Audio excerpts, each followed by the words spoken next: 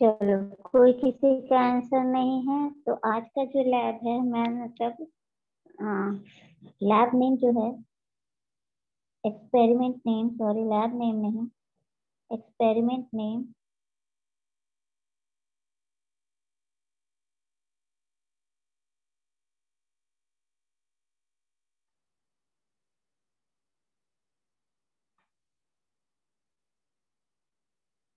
Experiment name जो हुआ है,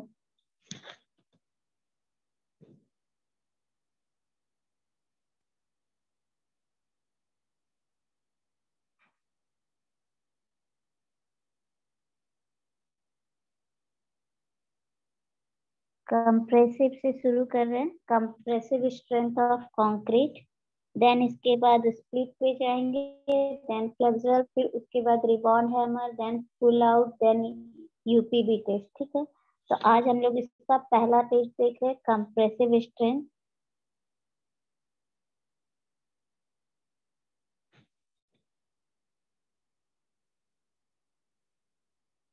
जो लोग आ रहे हो गूगल फॉर्म फिल कर देना, अगेन मैं रिपीट कर रही हूँ, गूगल फॉर्म फिल कर देना। अटेंडेंस तुम लोगों का उसी पे बनेगा। एलएमएस पोर्टल अभी वर्क नहीं कर रहा है, तो एलएमएस क्रैश किया हुआ है, तो ना हम अपलोड कर पाएंगे, ना ही उसमें किसी का हम बना पाएंगे। तो अभी अगर हम ले भी ले स्क्रीनशॉट तुम लोगों के नाम का, तो नहीं बना पाएंगे। कल से ये वर्क नहीं कर रहा है, तो गूगल फॉर्म भर देना। वो फॉर्म तो मेरे पास ही आएगा, तो मैं उससे तुम लोगों का अटेंडेंस मार्क कर दूंगी, और आज ही अटेंडेंस तुम लोग का भेज भी देना है, तो गूगल फॉर्म भर लेना।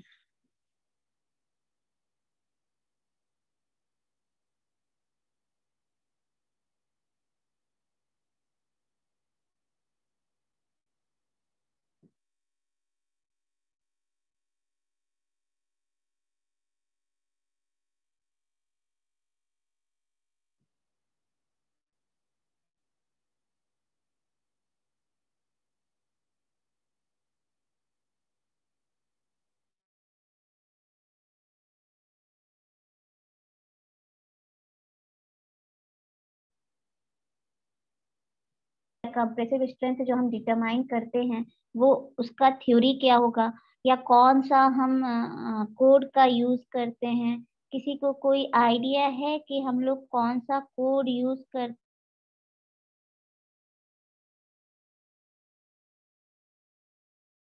हैं फॉर कंप्रेसिव स्ट्रेंथ टेस्ट? किसी को कोई आइडिया है?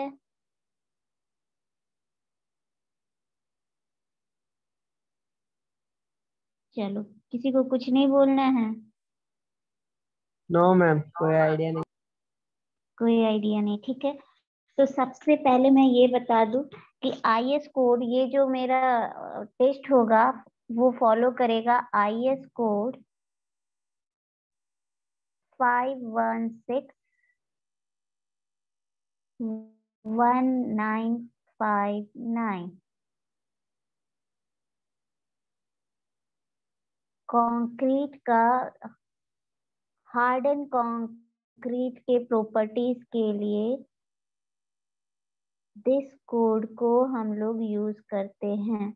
Hard and concrete for hard and concrete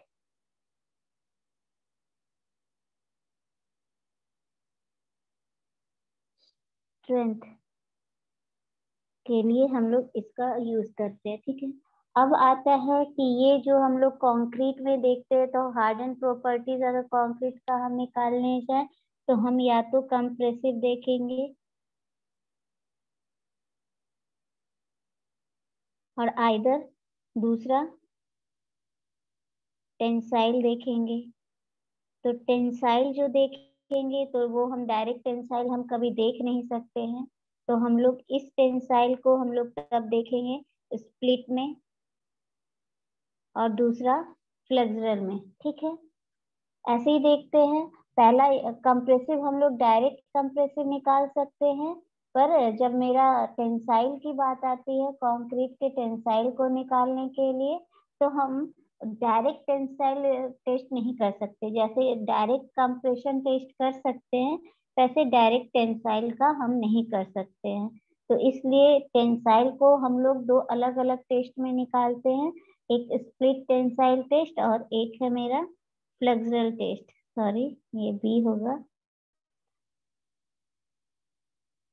flexural strength test. ठीक है, तो ये हम लोग सेकंड के लिए देखेंगे, ये दोनों टेस्ट हम लोग उसके बाद देखेंगे। देन उसके बाद जो भी हम लोग देखेंगे रिबॉन्ड हैमर या यूपीवी का सारा जो टेस्ट है वो स्ट्रेंथ टेस्ट ही होगा कंक्रीट का। तो अभी सबसे पहले हम लोग वापस से आ जाते हैं कंप्रेसिव स्ट्रेंथ देखने के लिए। तो कंप्रेसिव स्ट्रेंथ के लिए आईएस कोड जो फॉलो करेंगे 516 आईएस 516, ये मैंने बता दिया है। अब ये कोड जो है यूज करेंगे हम लोग कंप्रेशन के लिए एज वेल एज फ्लेक्सुरल के लिए भी हम लोग इस कोड को, मतलब कंक्रीट के स्ट्रेंथ के लिए हम लोग देख सकते हैं। बट स्प्लिट टेंसाइल के लिए दिस कोड को हम लोग फॉलो नहीं करेंगे, उसमें स्प्लिट के लिए कोई भी स्प्लिट टेंसाइल टेस्ट का मेंशन नहीं किया गया है। ठीक, तो अभी बात सिर्फ कंप्रेसिव की हो रही है, तो कंप्रेसिव के लिए अब देख लेते हैं। थोड़ा सा एक ओवरव्यू दे दिए कि कौन सा कोड किसके लिए देखेंगे। तो कंप्रेसिव स्ट्रेंथ के लिए IS 516। अब क्या है, अब अगर इसका अगर हम देखना चाहें तो ये तुम लोग को सबको पता है, हमको भी पता है, तुम लोगों को भी पता है, सभी को पता है, जितने भी सिविल के स्टूडेंट है सभी को पता है कि कंक्रीट का जो है वो बहुत ही स्ट्रांग होता है। Concrete is strong in compression.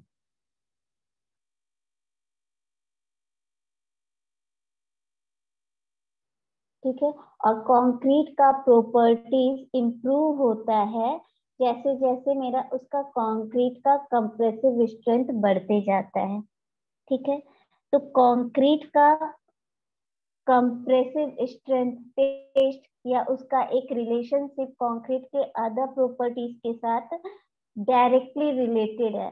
अगर मेरा कंप्रेसिव स्ट्रेंथ बढ़ रहा है, इम्प्रूवमेंट हो रहा है, तो अदर प्रॉपर्टीज भी मेरा साथ ही साथ इम्प्रूव होते चला जाता है। और कंप्रेसिव स्ट्रेंथ टेस्ट एक अकेला ऐसा टेस्ट है जिससे हम लोग कंक्रीट का स्ट्रेंथ देख सकते हैं, और मुझे ये पता चल सकता है कि कंक्रीट जो है मेरा वो प्रॉपरली डन हुआ है या नहीं। मतलब कंक्रीटिंग जो है वो प्रॉपरली हुआ है या नहीं हुआ। कंक्रीटिंग मीन्स कंक्रीट का बनाना, जो में हम कंक्रीट बनाए हैं वो प्रॉपरली बनाए हैं या नहीं बनाए हैं। तो कंक्रीट अब मेरा प्रॉपरली बना है या नहीं, ये इस एक सिंगल टेस्ट से हम जज कर सकते हैं। अब दूसरा क्या है, नेक्स्ट इसमें हम लोग क्या देख सकते हैं, तो जो हमारा ये टेस्ट होना है, इस टेस्ट के लिए चलो सिंगल टेस्ट टू जज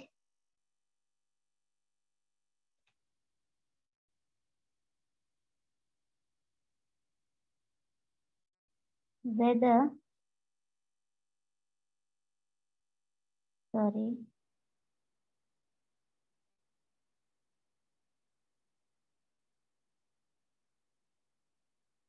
whether concreting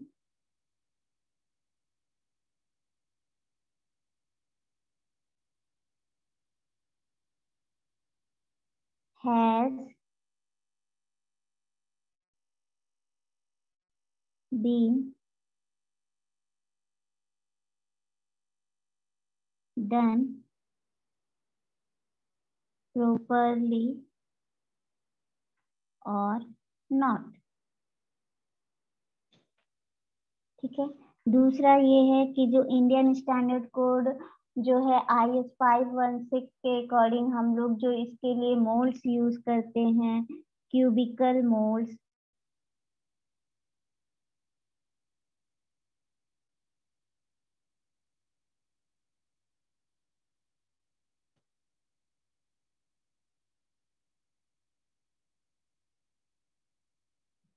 हैविंग साइज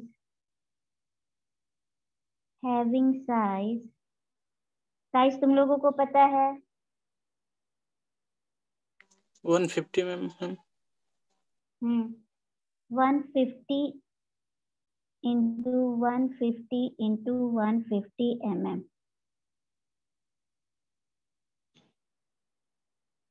ठीक है, ये इस साइज का हम लोग कर रहे हैं IS कोड के अकॉर्डिंग, बट 100 mm का भी आता है। ठीक है, वो हम लोग IS कोड में के लिए अकॉर्डिंग, क्योंकि हम लोग यहाँ डिजाइन कर रहे हैं तो वो हम लोग यूज नहीं करते। और फिर बता दे कि कंक्रीट के लिए टेस्टिंग के लिए IS कोड जो बोलता है वो यूज करने बोलता है क्यूबिकल मोल्ड को, बट ASTM या समवेयर अमेरिकन जो टेस्ट करते हैं वो सिलेंडर पर टेस्टिंग कर देते हैं, किसका कंप्रेसिव स्ट्रेंथ निकालते हैं, पर हम लोग इंडियन कोड जो है वो फॉलो करते हैं क्यूब पर। ठीक है,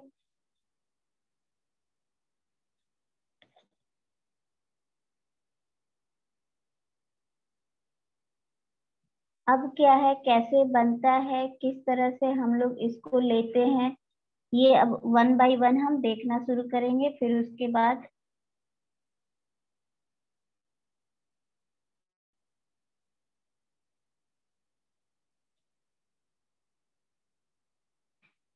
बताते हैं आगे जाते कैसे हैं। तो ऑब्जेक्टिव, पहला मेरा जो है ऑब्जेक्टिव क्या है, तो ऑब्जेक्टिव है इस टेस्ट का टू डिटरमाइन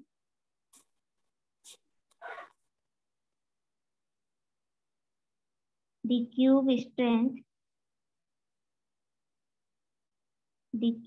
strength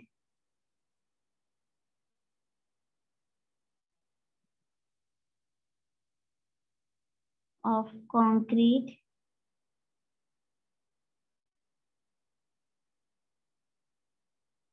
ठीक है।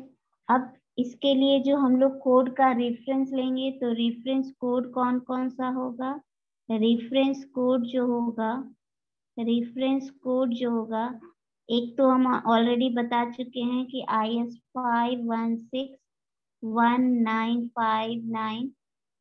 ठीक है, इसमें स्ट्रेंथ कंक्रीट का, हार्ड एंड कंक्रीट का जो स्ट्रेंथ है उसके लिए हम लोग इस कोड को देखेंगे। दूसरा क्या है, IS 10086198 ये हम लोग देखेंगे। Special books 231982 another IS code जिसका हम लोग हेल्प ले सकते हैं 11991959। These are the reference code. ठीक है, इस रेफरेंस कोड को यूज करके हम लोग इस टेस्ट को हम लोग परफॉर्म कर सकते हैं। तो बेसिकली जो मेरा मेन जो कोड है, इस कोड के ही रहने से मेरा काम निकल जाएगा, काम चलेगा, ठीक है। बट एज ए रेफरेंस अगर लेना है, कुछ का वैल्यूज तुम्हें मिलाना है, तो बाकी अदर कोड को भी यूज कर सकते हैं। अब है apparatus required।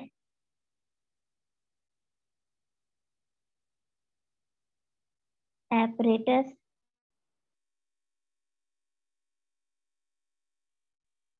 required, तो apparatus तुम लोगों को पता ही है कि क्या क्या चाहिए। तो apparatus जो चाहिए वो चाहिए moles, cube moles,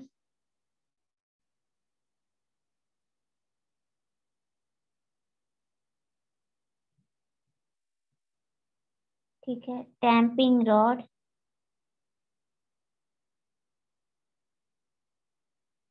tamping rod,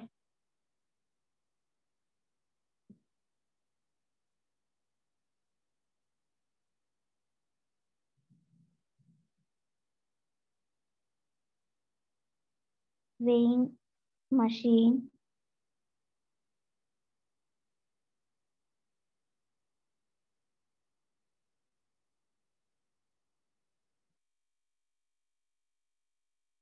compressive testing machine,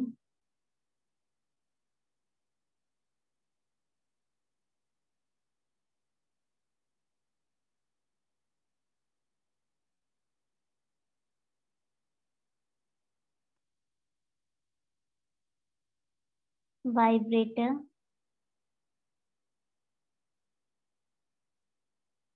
ठीक है। और ये तो हुआ apparatus required, vibrator, scoop, trowel, ठीक है। ये सारा तो apparatus हुआ जिसकी जरूरत मुझे पड़ेगी इस टेस्ट को परफॉर्म करने के लिए। अब मटेरियल्स क्या, कौन कौन से मटेरियल्स की रिक्वायरमेंट होगी, ये तो टूल्स हुए जो अभी हम लोगों ने देखा। तो मटेरियल,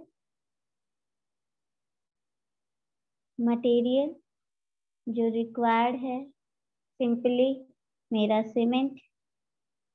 अगर हम सिंपल कंक्रीट की टेस्टिंग की बात यहाँ कर रहे हैं, कंप्रेसिव स्ट्रेंथ कोई भी फाइबर यूज नहीं किए, कोई भी रिप्लेसमेंट यूज नहीं किए हैं, इन दैट केस सिर्फ सीमेंट,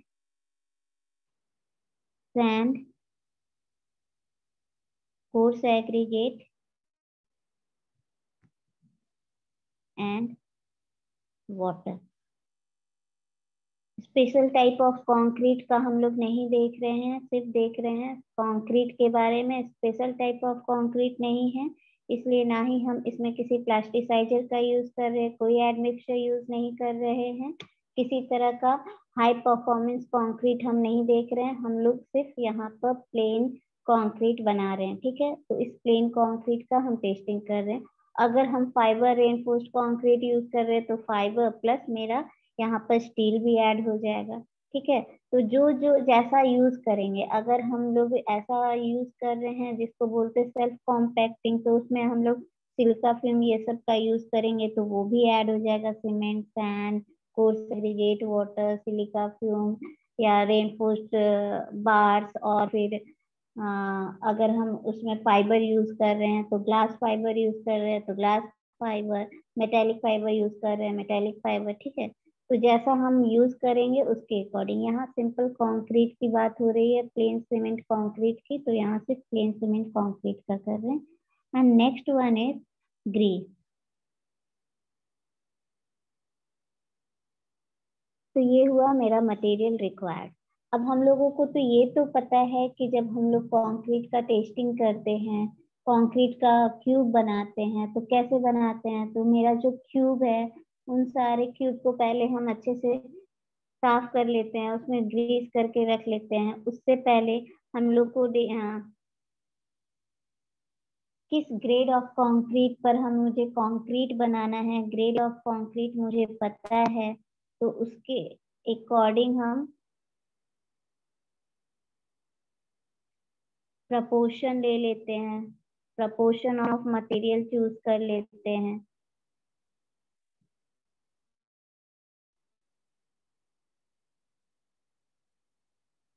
अगर मान लो तुम लोग M20 लिए हो तो किस प्रपोर्शन में लोगे? M20 लिए हो तो किस प्रपोर्शन में लोगे? M20 ग्रेड ऑफ कंक्रीट बनाए हो तो मटेरियल किस प्रपोर्शन में लोगे? M20 का क्या प्रपोर्शन होता है? 1:1.5:3. 1:1.5:3। Yes. ठीक है, तो चलो इस प्रपोर्शन में तुम लोग ले लिए इसको। अब ये प्रपोर्शन में लिए तो ये प्रपोर्शन में 1:1.5:3 सीमेंट, एग्रीगेट सीमेंट,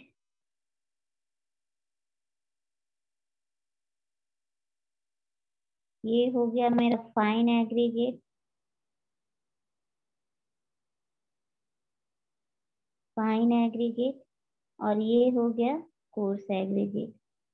इस रेशियो में हम लेते हैं। इस रेशियो में लेने के बाद हम कंक्रीट बनाते हैं। कंक्रीट बनाने के बाद हम क्या करते हैं, उसको मोल्ड में भर देते हैं। मोल्ड में भरने के बाद 24 घंटा बाद आकर हम उस मोल्ड को खोलते हैं और उसको क्यूरिंग टैंक में, या फॉर क्यूरिंग हम उसको 24 घंटे बाद हम उसको क्यूरिंग में डाल देते हैं। क्यूरिंग के लिए डाल देते हैं वाटर टैंक में। अब वाटर टैंक है तो वाटर टैंक में हम उसे डाल दिए क्यूरिंग के लिए।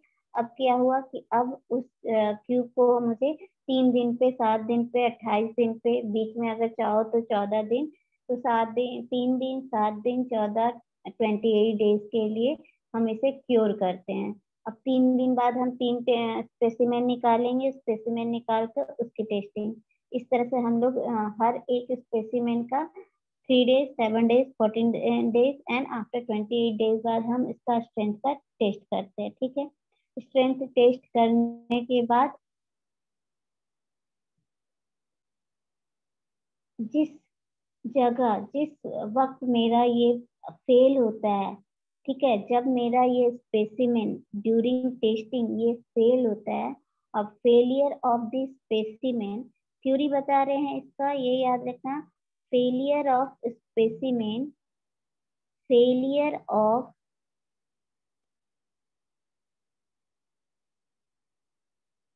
specimen is called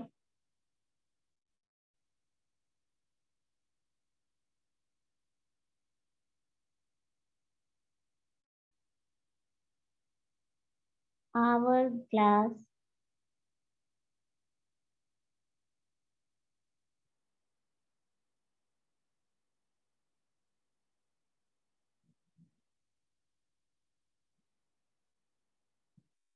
type failure।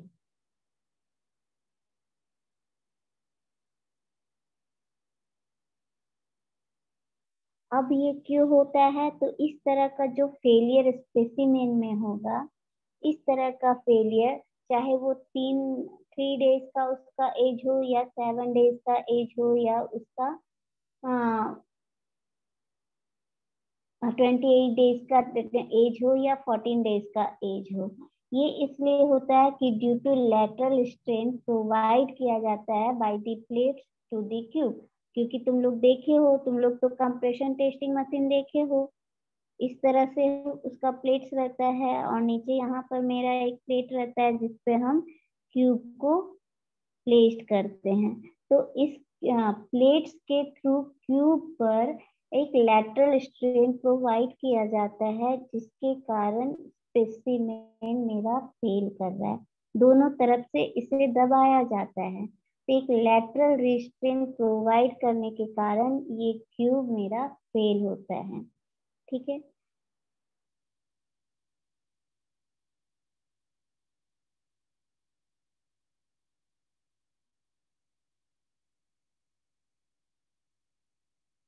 अब क्या है, तुम लोग ये भी देखे होंगे कि टूटने से पहले, स्पेसिमेन टूटने से पहले वो अजीब सा थोड़ा सा कंप्रेशन लोडिंग के कारण उसमें थोड़ा पॉइजन इफेक्ट भी आ जाता है। और पॉइजन इफेक्ट आने के कारण जो क्यूब स्पेसिमेन है उसमें थोड़ा लैटरल एक्सपेंशन भी दिखता है। ठीक है, देखोगे हल्का सा थोड़ा सा फैल के फिर वो क्रैक एकदम डेवलप हो जाएगा, ठीक है। तो अंडर कंप्रेशन लोडिंग, जो उसमें कंप्रेशन लग रहा है थ्रू प्लेट्स, तो उसमें पॉइजन इफेक्ट भी आता है। पॉइजन इफेक्ट आने के कारण क्यूब स्पेसिमेन जो है उसमें थोड़ा हल्का जो है वो लेटरल एक्सपेंशन भी होता है।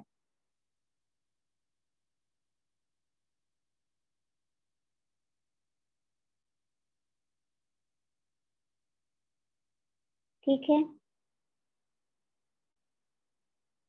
तो ये हुआ तुम्हारा इसका थ्योरी। अब अगर क्यूब का अगर मैं देखूं तो क्यूब पर जब इस तरह का मान लो एक क्यूब है,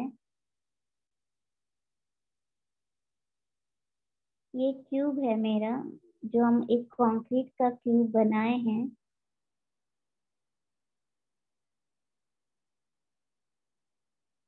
इस क्यूब पर इस क्यूब पर ये लोड लग रहा है इस तरह से, और कुछ इस तरह का, दूसरे से दिखा रहे हैं, कुछ इस तरह का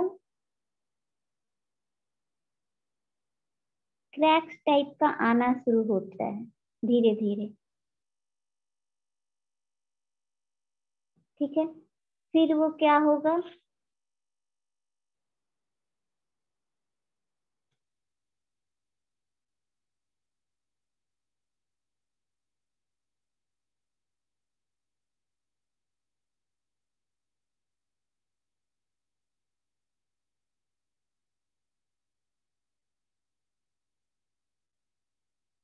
कुछ ऐसा टाइप का लोड लग रहा है, कुछ इस तरह से वो देखना शुरू होता है, ठीक है।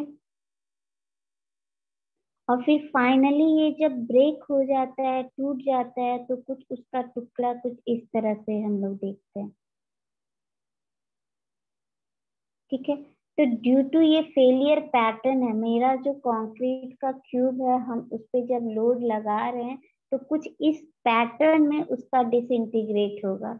जैसे ए में भी पहला बनाए, उसमें किस तरह से क्रैक आना शुरू होगा, किस तरह से वो थोड़ा सा लगेगा कि हाँ उसमें एक्सपेंशन या डिफॉर्मेशन जो हो रहा है वो दिखेगा, देन उसके बाद वो टूट ही जाएगा। तो ये उसका फेलियर पैटर्न इस तरह से मुझे दिखेगा।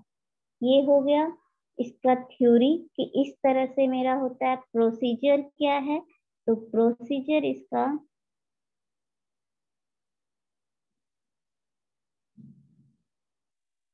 पहला प्रोसीजर क्या है कि हम लोग कैलकुलेट कर लेंगे, या तो कैलकुलेट करेंगे या तो either direct grade of concrete पे डिपेंड करता है किस ग्रेड ऑफ कंक्रीट हम कंक्रीट बना रहे हैं, या तो आइदर कैलकुलेट करेंगे, या अगर कोड से मुझे प्रपोर्शन पता है तो हम लोग डायरेक्ट उस प्रपोर्शन को ले लेंगे, नहीं तो कैलकुलेट करेंगे। जितना मटेरियल रिक्वायर्ड है उतना मटेरियल हम लेंगे और उसे अच्छे से वेट करेंगे। वेट करने के बाद इन सबको हम लोग साइड में रख देंगे। फिर उसके बाद पहला हुआ, दूसरा क्या होगा, दूसरा ये होगा कि इन सबको हम मिलाना शुरू करेंगे। अब अगर मैकेनिकल वे में हम करें तो मिक्सर मशीन का यूज करेंगे, और मैनुअली करें तो वन बाय वन हम इन इंग्रेडिएंट्स को आपस में मिलाएंगे।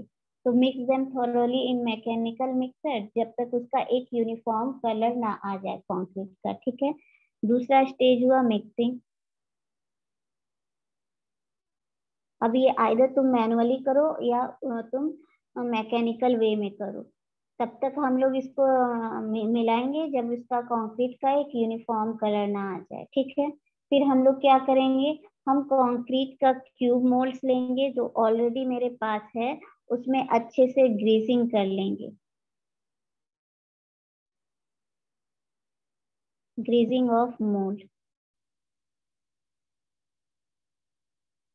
फिर थर्ड स्टेप ग्रीस कर लिए, तो फोर्थ स्टेप ये होगा, ये ग्रीजिंग मोल्ड में या ग्रीस्ड मोल्ड में हम सारा कंक्रीट को पोर कर देंगे। Pour concrete in mould. Time out हो जाए तो रीजॉइन कर लेना, ठीक है। फिर फिफ्थ वन में क्या होगा, हम जैसे ही हम इसमें पोर करेंगे, तो पोर कैसे करेंगे? पोर जो है, हम कंक्रीट को इनमोल्ड कैसे करेंगे?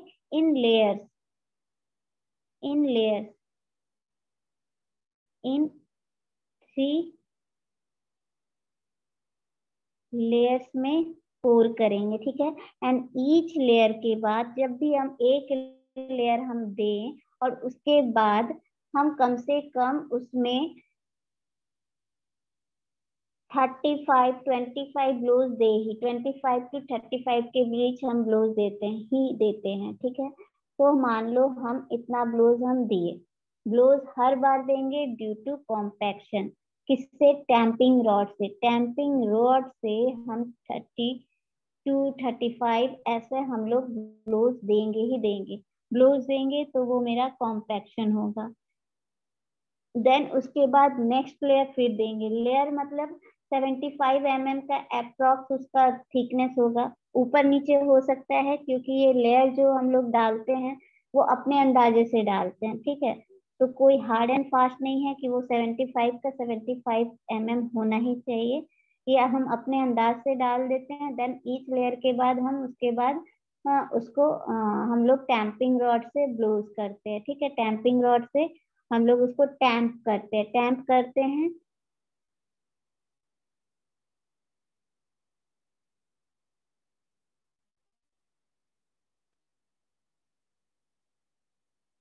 टैंपिंग रॉड से टैंप किए,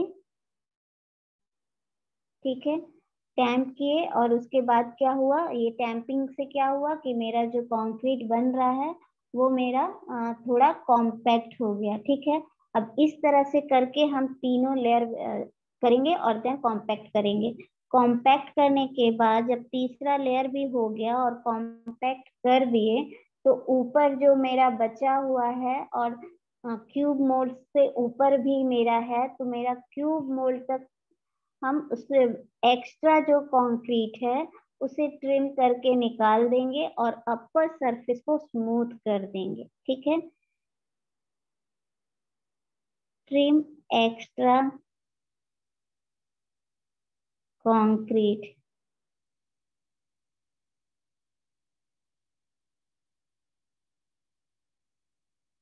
स्मूथ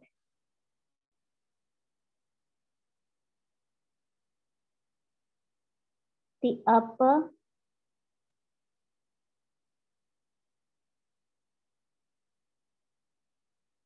सरफेस।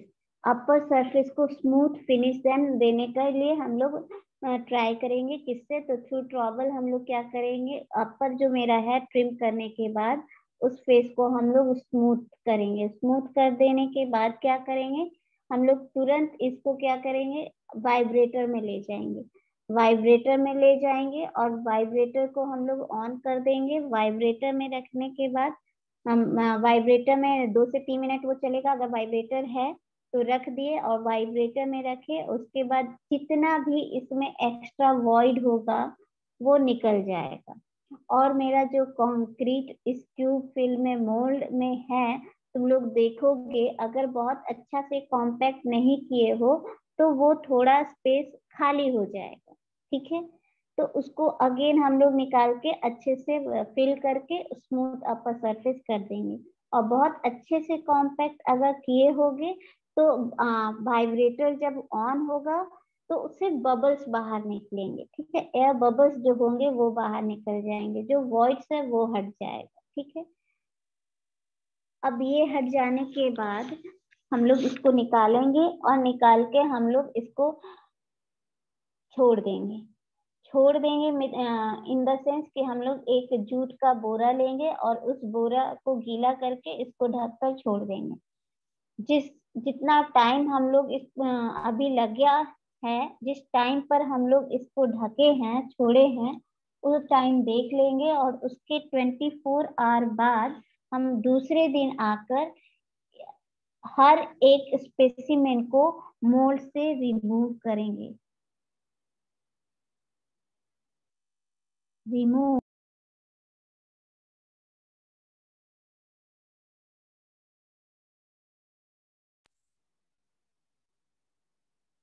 Remove specimen